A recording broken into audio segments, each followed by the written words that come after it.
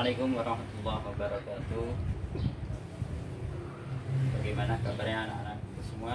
Mudah-mudahan semuanya dalam keadaan sehat. Pada hari ini kita akan melanjutkan materi simpulan dari hukum roh. Hukum roh ini dibagi menjadi 3 macam. Yang pertama roh tafhim. Roh tafhim. Tafhim itu artinya tebal.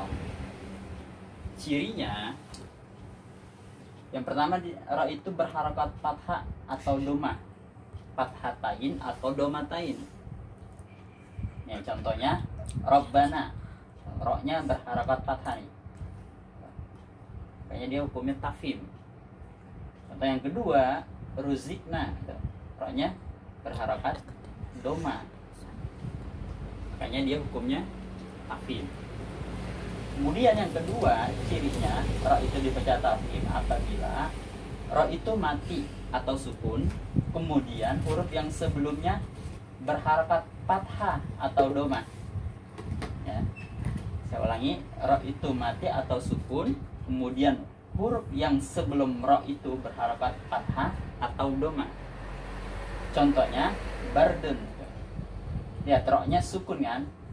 Rohnya sukun, kemudian huruf sebelum roh ada ba, ba-nya berharakat fathah.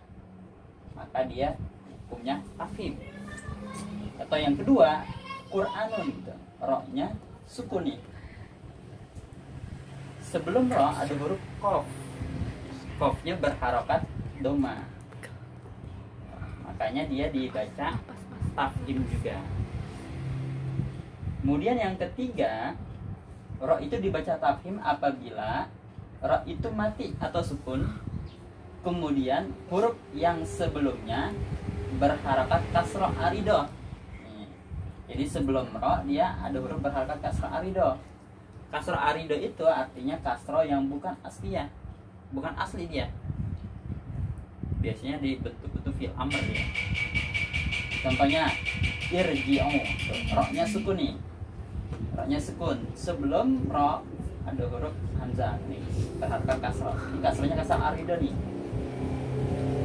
Kalau dia disambung dengan huruf sebelumnya tuh, misalnya ada fa, jadi farji'u. Kasroh aridonya tidak terbaca. Kasroh arido tidak terbaca tuh, farji'u. Contoh yang kedua, irfa'u, rohnya sukun. Sebelum roh ada huruf hamzah, hamzahnya berharakat kasroh arido. Kalau dia dibaca sambung, salah sebelumnya ada wawu, maka dibaca warfa'u. Kasroh aridonya itu tidak terbaca lagi tuh, warfa'u. Tetapi kemudian yang kedua tarkik atau tipis ya, tarkik atau tipis. Cirinya roh itu dibaca tarkik atau tipis. Yang pertama roh itu berharakat kasroh nih, atau kasrotain. Contohnya karim, rohnya cirinya berharakat kasroh kan. Bidurrin tuh, cirinya rohnya berharakat kasrotain kan, maka dia hukumnya tarkik. Kemudian ciri yang kedua roh itu dibaca tarkik,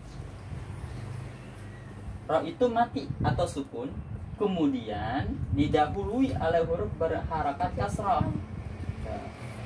Jadi sebelum roh ada huruf berharakat kasroh. Mana contohnya nih, Fir'auna, rohnya sukun ya kan, kemudian sebelum roh ada huruf fa, fa-nya berharakat kasroh nih, Fir'auna, maka dia dibaca tarkik. Contoh yang kedua fakabir, rohnya sukun ya kan, sebelum roh ada huruf ba, ba-nya berharakat kasroh kan, maka dia hukumnya tarkik juga. Kemudian yang terakhir, roh itu dibaca tarkik apabila roh itu berharokat, ada barisnya, ada harokatnya. Kemudian didahului oleh huruf ya yang mati, ya yang sukun. Kemudian bila diwakafkan dibaca tarkib. Nah, jadi dibacanya wakaf, dibacanya berhenti. Contohnya qadir. Asalnya kan roknya kan berharakat nih ya, domatainya.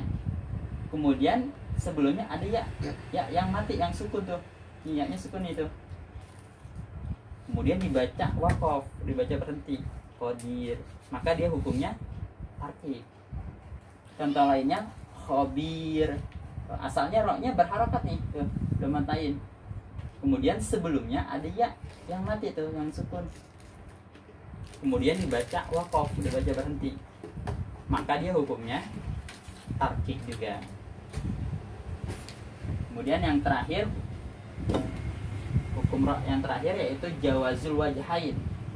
Boleh dibaca tafim atau tarkib, atau boleh dibaca tebak atau tulis. Cirinya ra itu mati atau sukun nih. Kayaknya mati atau sukun. Kemudian didahului oleh huruf berharakat kasrah.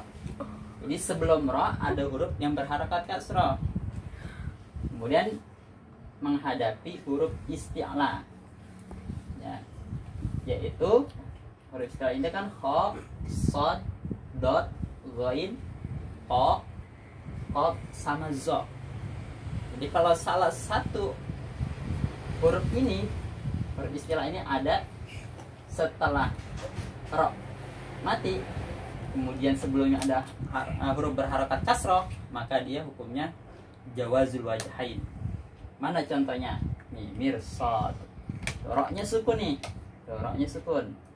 Kemudian sebelum ra ada huruf berharakat kasrah tuh, mim. Mimnya berharakat kasrah kan? Kemudian setelah ra ada huruf shad kan? Shad ini termasuk salah satu huruf isti'la. Makanya dia hukumnya jawazul wajhain. Contoh yang kedua firqah. Roknya sukun tuh. Nih, roknya sukun. Kemudian sebelum ra ada huruf fa. Fa-nya berharakat kasrah.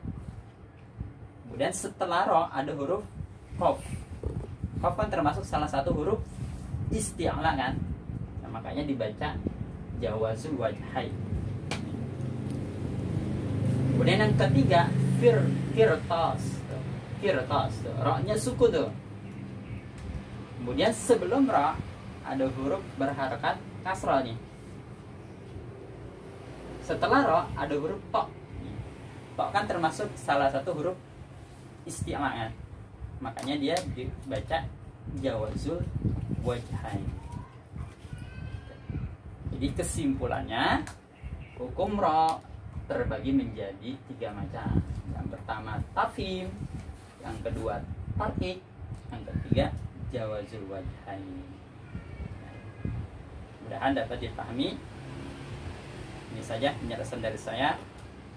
Assalamualaikum warahmatullahi wabarakatuh.